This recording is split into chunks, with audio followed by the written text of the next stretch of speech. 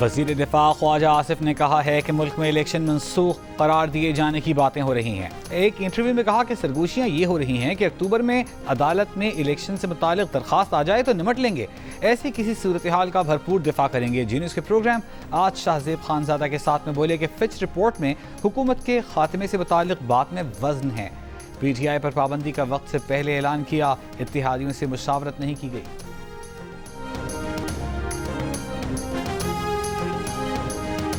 وزیر اعظم کی ٹیکس مقدمات جلد نمٹانے کے لیے اپیلیٹ ٹرائبونلز کی تعداد 100 تک بڑھانے کی ہدایت۔ کہا سیلز ٹیکس ری فنڈز کی ادائی میں کوئی تاخیر برداشت نہیں کی جائے گی۔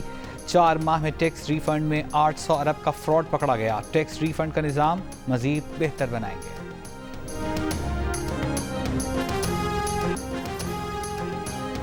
کراچی میں 24 گھنٹوں کے دوران ہیٹ سٹروک سے 2 اموات۔ محکمہ صحت کے مطابق دونوں اموات سول اسپتال میں رپورٹ ہوئیں۔ گزشتہ روز سرکاری اسپتالوں میں ہیٹ سٹروک کے 49 کیس رپورٹ ہوئے۔ ریسکیو حکام کے مطابق کل سے اب تک مختلف علاقوں سے 20 لاشیں ملی ہیں۔ زیادہ تر افراد نشے کے عادی معلوم ہوتے ہیں۔ محکمہ صحت کے مطابق شہر میں جون سے اب تک ہیٹ سٹروک سے انتقال کرنے والوں کی تعداد 51 ہو گئی۔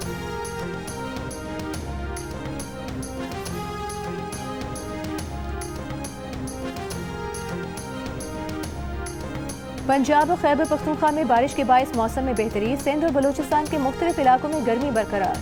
کراچی ملک کا گرم ترین شہر قرار۔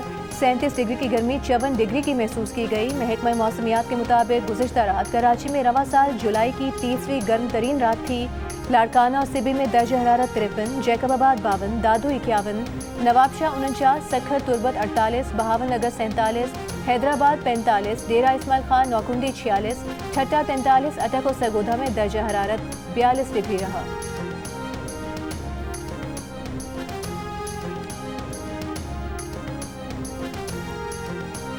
لاہور، شیخوپورہ، گجرات، جہلم، حافظ آباد سمیت پنجاب کے مختلف شہروں میں بارش۔ نشیبی علاقے زیر آب آ گئے۔ گجرات میں بارش کے باعث مکان کی چھت گرنے سے 2 افراد جاں بحق ہو گئے۔ 4 سدہ میں بھی مکانات گرنے سے 2 افراد جاں بحق۔ آزاد کشمیر کے علاقوں سمہانی اور بھمبر میں بھی موسلادھار بارش۔ بلوچستان میں کوہ سلیمان، شیرانی اور دھانا سر میں کئی گھنٹے تک موسلادھار بارش۔ لینڈ سلائیڈنگ سے جوب، ڈی آئی خان، شاہراہ بند۔ کوہ سلیمان کے بالائی مقام دھانا سر میں لینڈ سلائیڈنگ کا ملبہ ہٹانے کا کام جاری۔ ہیوی مشینری سے بھاری چٹانیں ہٹا دی گئیں۔ چھوٹی مسافر گاڑیوں کو ریسکیو کر لیا گیا۔ رات سے پھنسی مسافروں، بسوں اور دیگر ٹرانسپورٹ کو بھی کلیئر کیا جائے گا۔ بلوچستان کو خیبر پختونخوا سے ملانے والی N50 شاہراہ کی بحالی کا کام جاری۔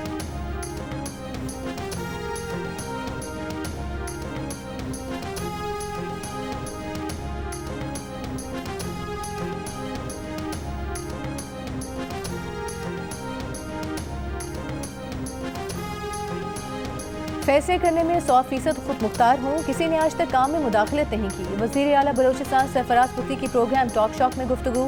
کہا کچھ لوگ ہٹانے کی کوشش کر رہے ہیں مگر مجھے اپنی قیادت اور وزیر اعظم شہباز شریف کا مکمل اعتماد حاصل ہے۔ سرفراز پختي نے بلوچستان میں کرپشن کا اعتراف کیا، خاتمے کے لیے کوششیں کرنے کا کہا، جبکہ ماہرنگ بلوچ سے مذاکرات میں کامیابی کو خوشخبری قرار دیا۔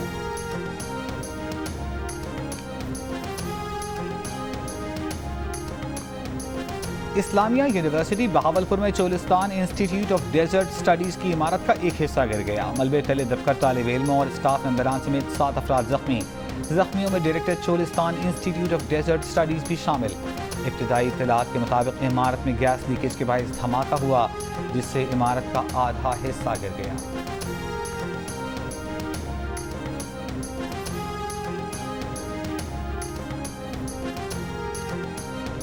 نجی کمپنی کا کراچی میں الیکٹرک اور ہائیبرڈ ڈیزل بسیں تیار کرنے کا فیصلہ۔ پلانٹ لگانے کا کام 3 ماہ کے اندر شروع ہو جائے گا۔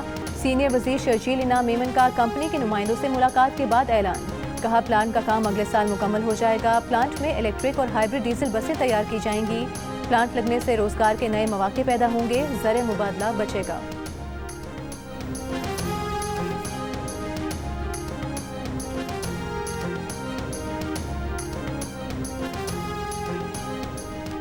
گورنر سندھ سے متحدہ قومی موومنٹ کے رہنماؤں کی ملاقات۔ MKM رہنماؤں نے کراچی میں غیر اعلانی لوڈ شیڈنگ اور زائد بلنگ کے معاملات اٹھائے۔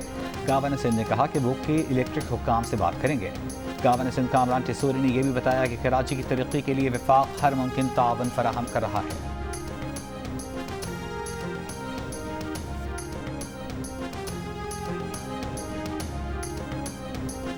मुल्क में 11 बरस बाद नेशनल ड्रग सर्वे होगा। वफाकी वज़ीर दाखिला और इंसदाद मुनशियात मोहसिन नकवी ने उसूली मंजूरी दे दी।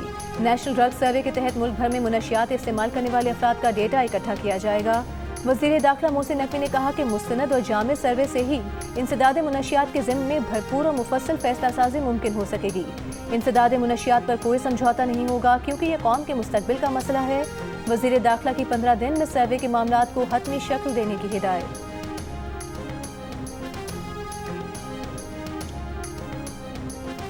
मुजफ्फरगढ़ में रुकन कौमी असम्बली जमशेद दस्ती के खिलाफ दहशतगर्दी का मुकदमा दर्ज। FIR के मुताबिक स्नैप चेकिंग के दौरान जमशेद दस्ती और उनके साथियों ने अहलकारों से असलहा छीनने की कोशिश की, गोलियां चलाईं और फरार हो गए। जमशेद दस्ती ने गुज़िश्ता रोज इल्ज़ाम आयद किया था कि उनके घर पर 25 लोगों ने हमला किया। दूसरी जानिब मकामी अदालत के हुक्म पर PTI के रुकन कौमी असम्बली मुअज़्ज़म जतोई को एंटी करप्शन पुलिस ने रिहा कर दिया।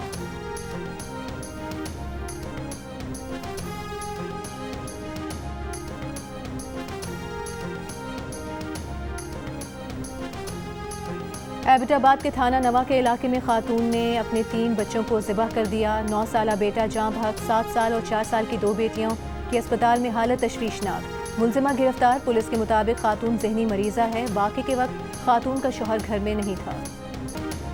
बांग्लादेश में सरकारी मुलाजमतों के कोटा सिस्टम के खिलाफ एहतजाज जारी। मुजाहिरीन ने सरकारी चीरी की इमारत और बॉर्डर गार्ड्स की गाड़ी को आग लगा दी। पुलिस से झड़पों में सहाफ़ी समेत मुतअद्दिद मुजाहिरीन हलाक। कई रोज से जारी एहतजाज में हलाकतों की तादाद 32 हो गई। 2500 से ज्यादा जख्मी। हुकूमत का मुजाहिरीन से मुज़ाकरात का ऐलान।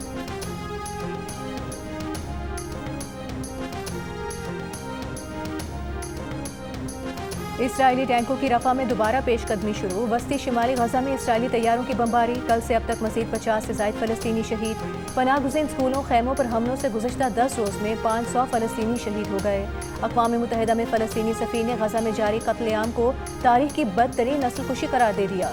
इसराइली पार्लियामेंट ने फ़लस्तीनी रियासत के क़याम के खिलाफ करारदाद मंजूर कर ली।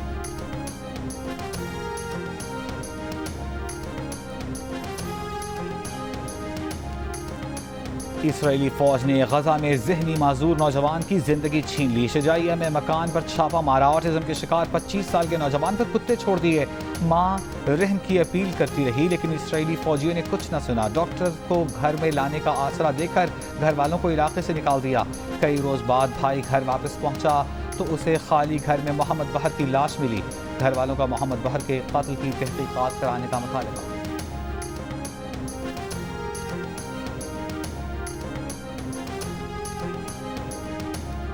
तहरीके लबैक का फैज़ाबाद पर धरना 5वें रोज़ भी जारी। इस्लामाबाद से रावलपिंडी जाने वाले तमाम रास्ते बंद। विफाकी दारुल हुकूमत में ट्रैफिक की रवानी शदीद मुतासिर। श्रीनगर हाईवे पर गाड़ियों की कतारें। तहरीके लबैक का हुकूमत से गजा के फ़लस्तीनियों की फौरी मदद करने, इसराइली मसनूआत पर पाबंदी लगाने और इसराइल को दहशतगर्द रियासत करार देने का मुतालबा।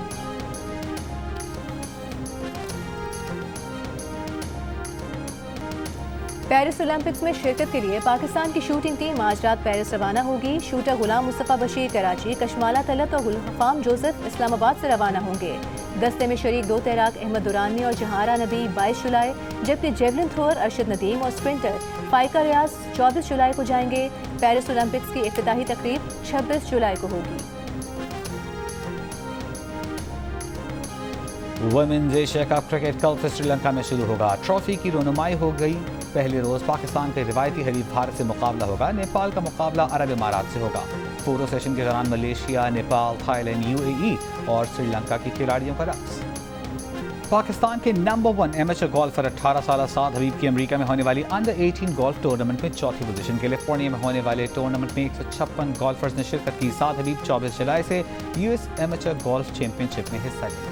और जस्टिस रिटायर्ड मकबूल बाकर की सुप्रीम कोर्ट का एड हॉक जज बनने से माजरत। कहा ज़ाती वजूहात की बिना पर एड हॉक जज बनने से माजरत की है। एड हॉक जज की तैनाती आईनी है। एड हॉक जज के मामले पर होने वाली तनकीद बिला जवाज है।